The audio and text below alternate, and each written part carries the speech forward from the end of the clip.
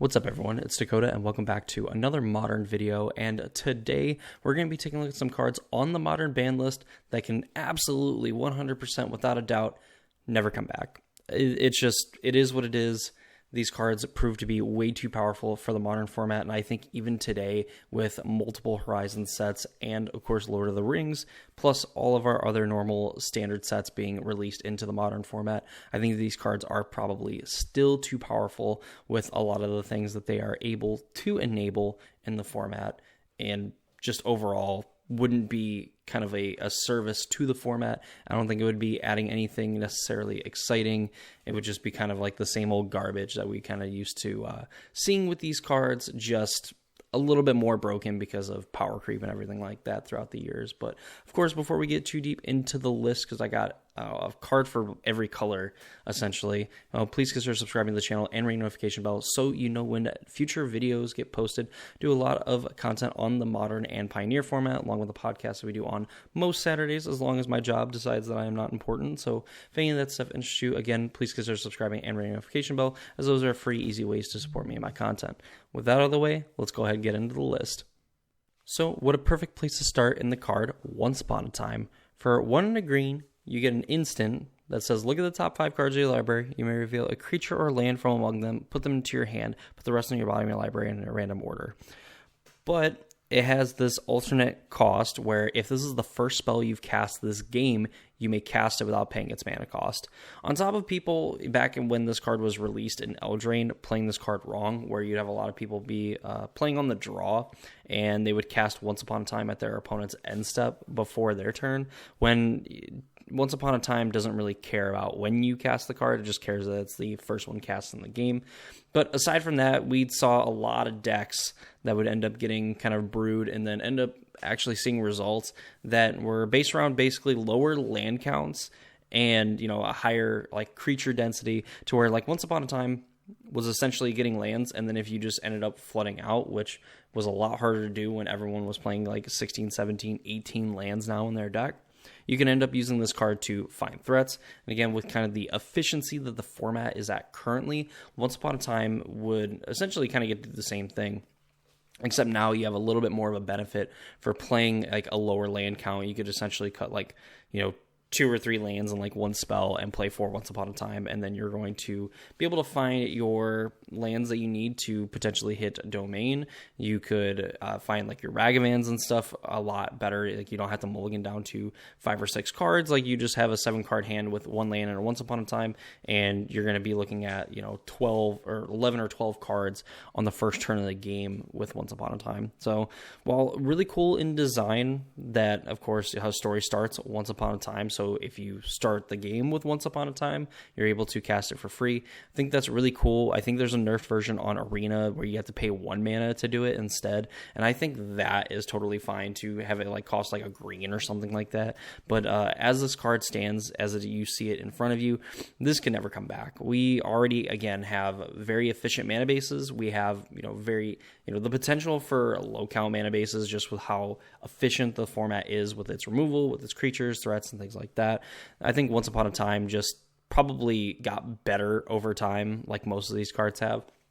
And it's just not worth bringing it back to the format to kind of go back to some of its old ways, where you could have decks that aren't even playing green, able to play like Once Upon a Time and, find like another, a green land, especially in like the domain world and the, ley line of the guild pact world, where you could just end up casting this card later. Because even casting it for 2 mana really isn't that bad. At instant speed to look at 5 cards and to go dig for a threat, I'd say that's pretty good. And probably why this card can never come back into Modern.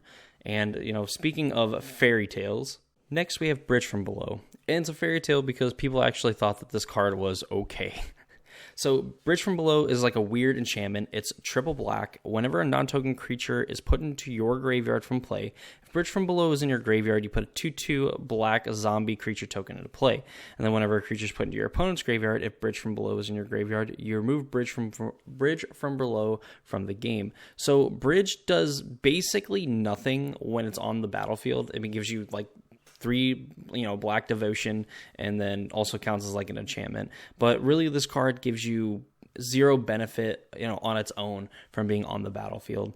And I would imagine that's why the design of this card was the way that it was, that you either had to like draw it and then be able to discard it, or you had to be able to play it and then destroy it, get it in your graveyard, and then be able to do the kind of things that you can do. Ultimately, what got this card banned was Hogak, and Hogak Summer basically just kind of ruined everything. So there was this card, Altar of Dementia, where you could like mill cards based on the creature's like power, and Bridge from Below, of course, gave you zombies. And with Hogak being able to Convoke plus Delve, you could, in theory, loop Hogak and, mill yourself till you milled all your bridges, and then you ended up having a ton of zombies, to which then you could mill your opponent out with said zombies, and you would end up making enough to where you get to the point where you could just start milling your opponent with Hogak and recasting it from your graveyard, and then, eventually milling them with the zombies, and then they end up losing the game unless they have one of the shuffling Eldrazi / cards in their library, which at the time nobody was really playing, and that proved to be really powerful. So we banned Bridge from Below, and the deck was still great. But Bridge definitely didn't help the fact that it had essentially an infinite combo with itself to, for cards that it already kind of wanted to play to begin with. And just some consistency in being able to find Bridge from Below and get into the graveyard. And, we've seen decks like this before, just making a ton of zombies, finding different ways to like give them haste, or just put, again, a ton of pressure on the battlefield and stop your opponent from being able to kill their own things to get rid of bridges. Because, again, at least in Hogak's case, very rarely was anyone able to kill their own creature in the middle of, the Hogak player like going off, and then if you had against some like really good players, you couldn't even get rid of the Hogak and stuff. So Bridge from Below was just absolutely an insane engine for a lot of graveyard decks, and more than likely just can't come back again with, all those things kind of still being legal, minus like Hogak and whatnot. I'm sure people will find a way to break this card as it had continued to be broken throughout its time in Modern. That was the straw that broke the camel's back this time around. So that's Bridge from Below. Let's go ahead and take a look at our next card here. So this one's kind of a doozy, and I think a little bit, it's probably one of the harder decks on the list that this card was involved in to play. So you had the card Second Sunrise, double white and 1 for an instant. Each player returns to play all artifact, creature, enchantment, and land cards that were put in the graveyard from play this turn. So there was a deck called Sunny Side Up back in 2012 that essentially could like win the game on like turn 2, because you could just play like a 1-mana artifact, and then you end up being able to turn it into like a Lotus, but it's like the countdown Lotus, and then you could cast something like Second Sunrise. You can bring back your lands and stuff, and then you could kind of like cast these trinkets, these artifacts that will enter the battlefield, and they'll like draw cards and they'll do things or whatever, and they're able to like get back into the graveyard pretty cheap. So you can kind of keep looping through your deck, playing Second Sunrise, playing like Face Reward as well to return those permanents to the battlefield, generate tons of mana, and then you looped a Pyrite Spellbomb to kill your opponent. And this deck is absolutely just nuts, because when it was going off, it was not deterministic. There was times where you could just fizzle if you didn't have enough cards in the library, what have you, to do it, and just overall like a very toxic play pattern. If you want to see kind of this deck in action, I believe it's like Pro Tour Return to Ravnica, which I think is the second ever Pro Tour, and this is just like absolutely nauseating to watch someone like play this deck, because it's not guaranteed, but it's basically guaranteed, but you still have to play it out because there's like that 1% that they could fizzle and then end up dying. So that's the Second Sunrise story. I mean, this card just probably can't come back. Maybe it's okay now. Maybe of all the cards, this is probably the most okay one. But again, I don't think it really offers anything to the format, and giving people false hope in playing eggs in the Modern format nowadays just doesn't sit right with me in my stomach. I don't want to see this card come back. Get it out of here.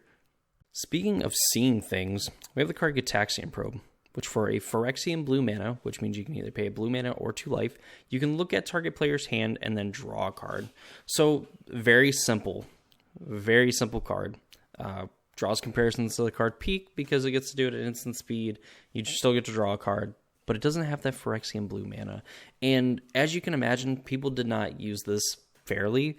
So a lot of lists like that were playing like Infect would play Gitaxian Probe, easiest way, you can, for no mana, you get to see what your opponent's doing. You get to make sure the coast is clear before you like dump your pump spells into your infect creature, which if you want to see a kind of full-ish history on the infect deck, you can go ahead and check out one of my videos where I did a history on infect. But Probe, later, people kind of picked up, like, this card was actually really good. People should have been probably playing 4 copies of this in just about any deck that they were playing because it was free. I mean, basically free. You get to like play a deck with 4 less cards, and you get information on top of it for no investment, and you're able to go off either playing Storm, you would go off playing Infect for Death Shadow back in the days where it was starting to kind of emerge and be in between being a meme to being a format staple like we had known it to be. People thought Gitaxian Probe was going to absolutely break that deck because of the fact that it just got to cantrip, it was going to lose 2 life, Death Shadow wanted you to be a low life total, all these sorts of things. Like, Probe was probably one of the best cards that never saw play up until it was too good to be played, and I think just kind of got to survive on the fact that people were playing like 1-2 copies in their deck most of the time instead of just playing 4 like they probably should have been for quite a while. And I think very few players picked up on it. And of course, by the time it got to the tail end, people were just jamming 4 copies into their deck. Again, for very good reason. We saw this card banned in Legacy. I don't know I think it's restricted in Vintage as well, just to kind of show that cards like this just absolutely should not exist. A card that I'm very nostalgic for because, on accident, like just playing as like a casual player, like I remember playing with like 4 copies of this card just because, again, it drew cards essentially for free and you got to look at your opponent's hand. Like, that's very good. And of course, like competitively, we didn't know if that was good, but turns out, when you're killing your opponent before they are, like paying 2 life to make sure the coast is clear does not matter. So that's Gitaxian Probe. Absolutely 100% cannot be back, and probably the card that, of all of these, with the exception of maybe 1 or 2, I think, on this list that I kind of lean towards that basically can never, ever come back, and I never wanted to see it like touch a competitive table ever again. Our next card is Simian Spirit Guide, a 2 and a red for a 2/2 Ape Spirit with essentially no abilities when it's on the battlefield. It's a gray ogre. But you can remove Simian Spirit Guide from your hand, add a red mana to your mana pool. We have seen a trend in Modern where we are trying to get rid of fast mana, or at least mostly fast mana. Chrome Mox was banned in the format. Mox Opal got banned out of the format. Simian Spirit Guide eventually got banned from the format. People were doing like pretty busted things, with having like 2 mana on turn 1. Of course, we see things like Phyrexian Tower and now the new Ugin's Labyrinth land where decks can kind of get 2 mana on the first turn. We do see Eldrazi Temple being a land that can give you 2 mana, albeit for Eldrazi spells on your first turn. So just decks having like 2 mana on turn 1, and especially when you have to put like a card like Simian Spirit Guide in your deck, where that's literally its only function. I think Simian Spirit Guide more or less like getting banned for the fact that they don't want the fast mana in the format rather than like any single deck, kind of like what we've seen with like Second Sunrise and I guess more or less like Once Upon a Time. I guess probably more in the camp of Once Upon a Time where you on turn 1, like you could Chalice on 1 your opponent. We had seen decks that would Blood Moon on turn 1 with something like Simian Spirit Guide, and I think in general, like that kind of play pattern turns out is not very healthy when you have people essentially getting locked out of the game on like turn 1 or turn 2. Whether or not like Simian Spirit Guide itself is too powerful for the format, I think maybe with all the lands that we now have that can produce 2 mana potentially on turn 1, maybe Simian Spirit Guide, but again, it kind of falls in the category of I don't want to like experiment with this card in the format. It doesn't really have a necessity that it's trying to kind of fill, other than like this people's like sick thoughts of Blood Mooning on turn 1 again, relatively easily without, having some kind of a stopgap or anything like that in it. So Simian Spirit Guide, it can stay on this list. I don't want to see it in the format. Fun card, very nostalgic, as I played like ad nauseum back in like 2016, era, and it was a lot of fun just getting to like pitch Spirit Guides to cast like Lightning Storm and then, Lightning Storm your opponent. But I think that was also a product of like me really liking the card ad nauseum and wanting to play it more so than the nostalgic feeling for like exiling a Simian Spirit Guide to add mana. So, again, a really cool card, really neat design, as we've seen it like once on another card in like Elvish Spirit Guide. But yeah, this card can kind of stay on the ban list. That'd be cool with me. Finally, we have the card Eye of Ugin. Probably this and Gitaxian Probe are on the like super unbanned, like don't even think about it, like basically unspeakable. They are the Voldemorts of the modern format. You should not utter their name in any sort of way that involves them being legal in the format. So Eye of Ugin is a legendary land that your colorless Eldrazi spells cost 2 less to cast, and you can pay 7 and tap it to search the library for a colorless creature card, reveal it, put it into your hand, then shuffle your library. Kind of like Bridge from Below, where it played a part in kind of like that Hogak summer era of Magic. Eye of Ugin is virtually directly responsible for all the absurdity that happened during Eldrazi Winter. The fact that, people had theoretical like builds of decks where you could win the game like on turn 2, where you have an Eye of Ugin, you play a bunch of Eldrazi mimics, and then you play like an Urborg, then you end up playing like a Reality Shift or whatever the heck it is, and then you just end up like having a bunch of like 6/6s in play, and you end up hitting your opponent for like 18 to 24 damage, depending on how many Eldrazi Mimic that you had. But really, like what Eye of Ugin does is just, a lot of the cheap Eldrazi that got printed in Oath of the Gatewatch, and now with a lot of the cheap Eldrazi that we have in Modern Horizons 3, Eye of Ugin certainly, without a doubt, cannot come back to the format in any capacity, whether you just limited it to 1 copy, maybe you even made them cost 1 less instead of 2 less. I mean, it just basically, I think whatever nerf that you put for this card puts it in the virtually unplayable. So I think that, to have it see play, you would have to kind of keep it the same and maybe lower the amount of copies you can play. But at the end of the day, like, do we really need this?